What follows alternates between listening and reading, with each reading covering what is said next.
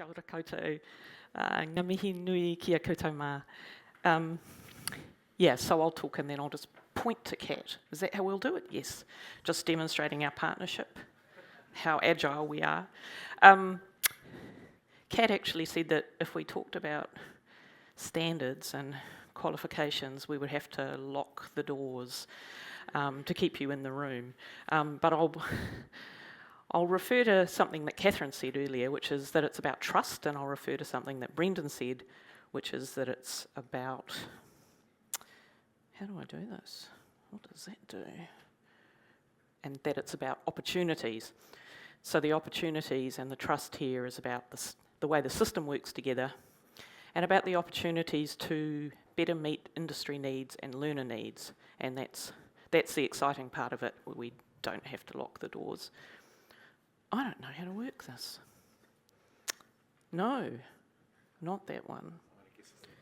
Well, I pushed the other one, it didn't do it. Oh, that one. Exciting. Well, okay. Thank you.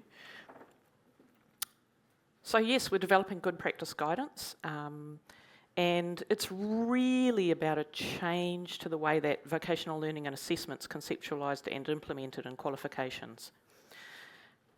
And they're the building blocks of qualifications. And for the past 25 years, we've had unit standards as the building blocks of qualifications in vocational education. And for a lot of sectors and for many learners, unit standards might be all you've ever known. And now it's going to be something called skill standards. And the NZQA rule change in 2023 said skill standards it will be, and they're compulsory for all programs of learning. So what are the immediate implications? Collectively, the sector's had 25 years of experience with unit standards and standards-based assessment, but within the sector, there's this huge range of knowledge and experience and assumptions. ITOs will be familiar with unit standards, of course, because they've been writing them, and they wrote the learning programs that used them, and sometimes they also assessed the learning outcomes. Are they going to find the move to skill standards easy because of their standards-based assessment experience? Or are they going to find it hard to understand the significance of the differences? Some ITPs, or some programs at ITPs, have never used unit standards or standards-based assessment. Will the shift for them be especially hard? Or will they find it kind of easier because it sort of looks a little bit like the graduate profiles they're used to? So despite having standards-based assessment for 25 years, there's this big spectrum of provision and also of experience. And we also haven't had before good practice guidance that takes a systems-wide view.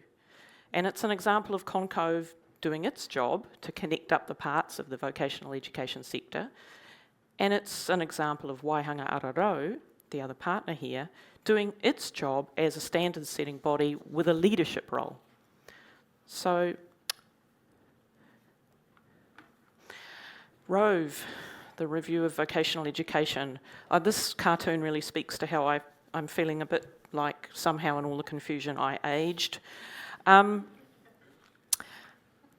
Even if some parts of ROVE are being dismantled, the principles still stand. A more coherent system, more coherence nationally, clear learner outcomes and qualifications completion, hopefully, more consistency with programs, a stronger industry voice than we've had. And WDCs are a really strategic bit of that, because with their skills and workforce leadership role, they're not industry owned, but they are about and for industry, and it means working closely with industry as their technical advisors. It also means they can take account of a much more diverse range of industry, not just the largest, not just the best connected or the most powerfully positioned. It also means they can include other stakeholders here, providers, iwi, underserved learners as well, but primarily the voice of industry. It's tricky, of course. I've been watching a lot of technical advisory groups and the way the perspectives and needs are going to be balanced. It's tricky, but it isn't about being swayed by the loudest. And it's also about meeting industry needs now, but crucially for the future. And we've already heard Catherine and Brendan and Eve talking about the future. So ROVE is the real opportunity here, just because it presented us with a particular point in time to stop and reflect and rethink and make things better. I had a systems view kind of look there, which is, so this just sounds like a technical change, doesn't it? NZQA said, let's have skill standards instead of unit standards. But really, because of ROVE, it's actually a relational system change because it requires the system to work together differently when it meets industry and learner needs. So we can just do nothing at all at this point. We can just leave it at that. Or we could take the opportunity to think about the system. And there's some key aspects of skill standards that are different from unit standards as the building block of qualifications. There's more instruction for providers about what to do with your programs. There's more instruction for assessors about what to look for and where to look. There are some challenges to that tendency that unit standards had to distinguish between knowledge and skill, like they are completely different things. And degree level apprenticeships will probably also be a very good challenge to that too. So what I'm saying basically is, even though this sounds like a really technical thing, the structure of skill standards is a way that we could influence the whole system. So there's a quick snapshot of one. Up there on the top, sort of top left, a bit of a skill standard, and the assessment criteria, and it says what the assessor should look for as evidence of learning outcomes. And there's scope for a program developer and assessors to design for their learners. In the unit standard below, the performance criteria say what the learner does. And this is where we get those awful task lists, that bewildering array of disconnected sorts of things, poorly articulated skills that we've all seen in unit standards. And it's constrained learning. See, this is a really important part about it. It's constrained learning, it's constrained teaching, and it's constrained assessment. And we all know some providers have designed courses that are just a list of unit standards. But unit standards aren't a curriculum. There's no links to learning there. Learners were encouraged to read unit standards as if it was the learning material itself, but it isn't. That's not what this does. So this is a move away from that. And it makes it really hard to meet industry needs when you've got those, task lists there. Because, I've met loads of employers. I've never met one who didn't want people to show initiative. Industry is after people who can do more than just perform a few rigidly described tasks. We want people who can understand what they're doing and why, who can adapt to solve problems, and who can exercise judgment. So that's an example of the wrong stuff, but I want to talk about the right stuff. And for me, what I remember most in related to this is interviewing an apprentice years ago who told me about their learning and kept referring to something called the box of books. This was a carpentry apprentice. And I finally said, what's the box of books? And he said, I'll show you. He took me outside, back to the back of the ute, and he said, the box of books. And it was a crate filled with workbooks. And we had a look at, I said, can I see what they are? And we had a look through them, and there was a whole lot of learning material, and then at the back there were lists and lists and lists of questions with the little tick boxes next to them. And I said, what do you do? Show me what you do. And he said, it's easy. He said, here's a question. He said, so I just flip through to the front, and he goes, I look up the answer to that question, and then I flip back, and then I write in the answer, And then he goes, and then I look at the next question and I flip back and I find it, and then I flip back again to the end and I put it in. And he goes, and I do that all the way down the list, and then a guy comes along and he ticks down the list. And then he said, it's really easy, even you could do it. I was like, okay. So unit standards, I mean, that box of books, isn't it? It's really symbolic, isn't it, of that task list tick box approach that we have the opportunity to move away from. So unit standards never said anything about the where and the how of assessment before. They did sometimes say, watch someone do it and make sure they do it 8 times. I don't know what's magic about that number or how anyone ever came up with those numbers, but that's the most that they said. Skills standards have got assessment specifications in them, and it's designed to encourage better assessment practice. So they're not really strict instructions, but they express some expectations about how to validly confirm a standard has been attained. They've got statements about the quality of evidence that you can use and the context for the assessment. So they'll say things like assessment should take place in a workshop setting, or performance must reflect industry best practice, and they might say what that actually is. Learners may be assessed in a real life situation using naturally occurring evidence, or they can be assessed in a realistic simulation, like a role play. They might say its expected portfolio forms the basis of assessment. What matters here is that the assessment be as close to the learning as possible. So, a multi-choice test is just not going to cut it. But specifying that assessment should be in the workplace, that's really tricky. You still have to really think about it, and the idea is to encourage, we want program developers and assessors to really think about it, because some workplace settings might not be appropriate for assessment. Health and safety legislation, for example, means a company's truck travelling to a job now counts as a workplace. Will that work for the assessment? You still have to think about that. And some providers have the authenticity challenge. They've got classrooms and yards and campus workshops. They might not really reflect enough of the real life challenges there. The flip side is they might be safer. They might have better ways to manage practicing a skill. Employer settings are going to have the opposite challenge. They've got a real life setting, but are learners going to get enough of the opportunities they need to practice the skills? Are there any risks to the learner or their colleagues, or to the company reputation? The point is to encourage thoughtfulness about assessment and to discourage unprofessional practice. And I want to ask Kat, would you talk a little bit about your experience, Catriona Petrie?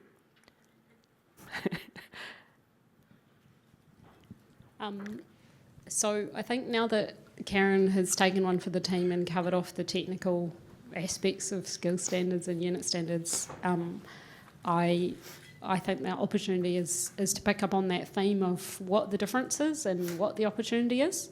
So, the role of the Workforce Development Council, that differs, I suppose, from the one that ITO's performed, is that we have some independence from delivery. So it kind of matters and it doesn't, but it doesn't matter in the sense that it creates a subtle shift in the why of standard setting or what the finish line is. It's not, we've got to get it done, it's got to be approved by NZQA. It's about the role of the standard setter as that key enabler for the experience that a learner has, the experience that an employer has, the experience that industry ultimately has with qualifications and standards. I think for me, the role of the qualification and the standards is what the why is, and it's about being a currency. It's not doing its job if it doesn't mean I have these skills.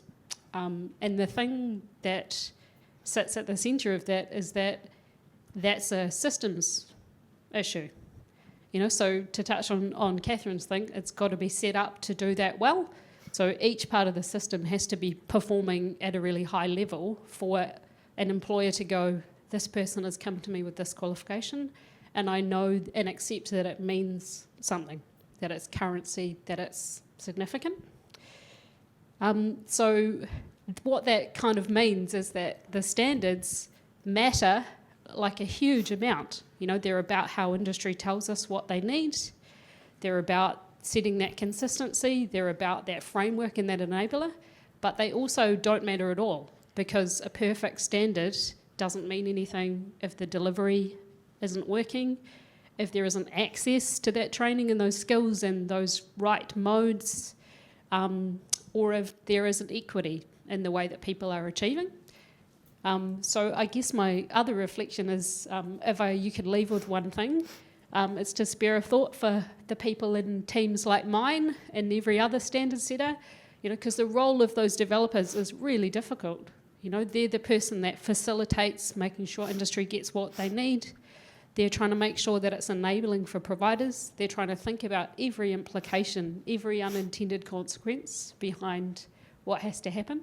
So the next time that you're in a room where standards are being set, you know, make sure you check in on them, see if they're okay.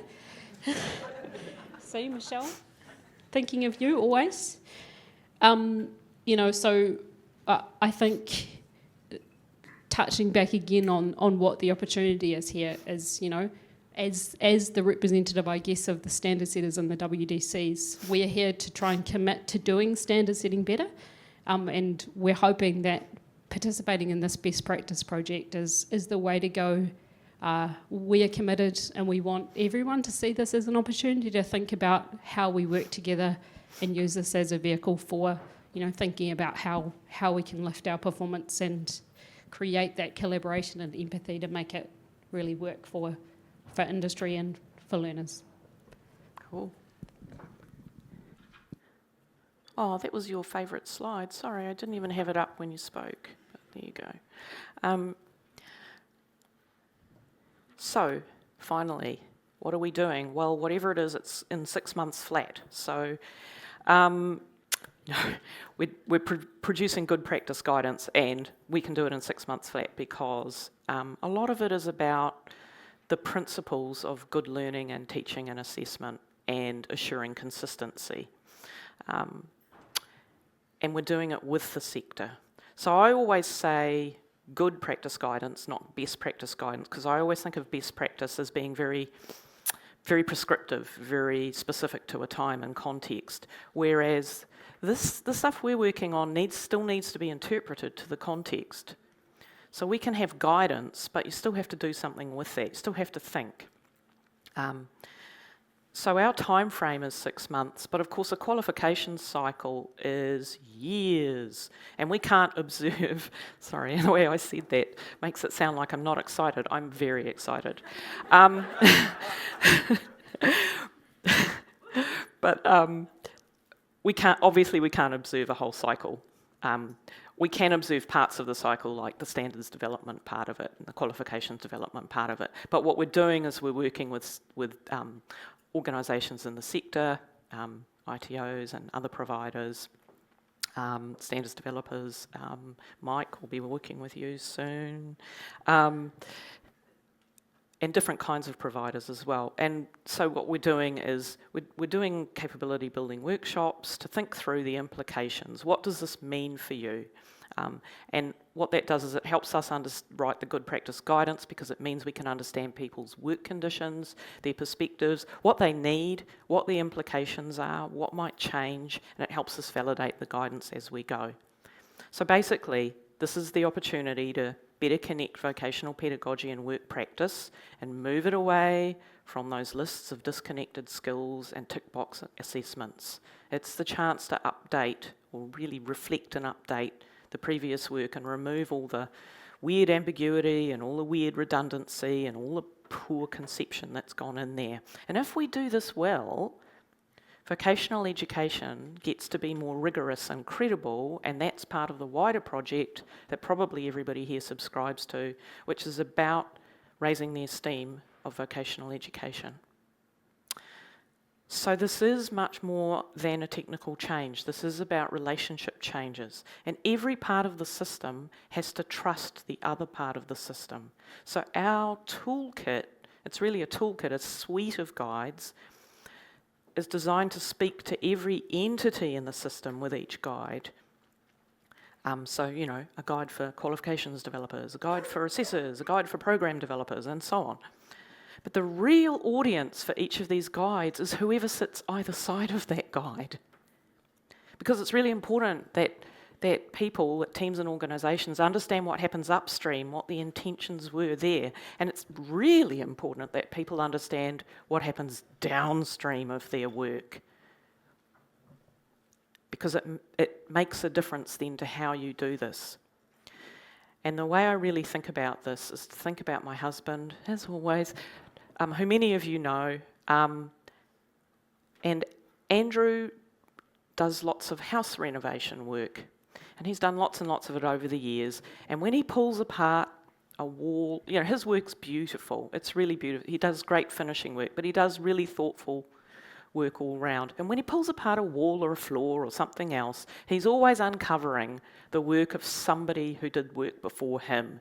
And he gets really hacked off with what he finds. Bodgy things, terrible workarounds, stuff that he has to fix up as he goes. And yet his work's really great, and he always says, just once, I would like to be the guy that comes along after me. Okay, I'll leave you with that.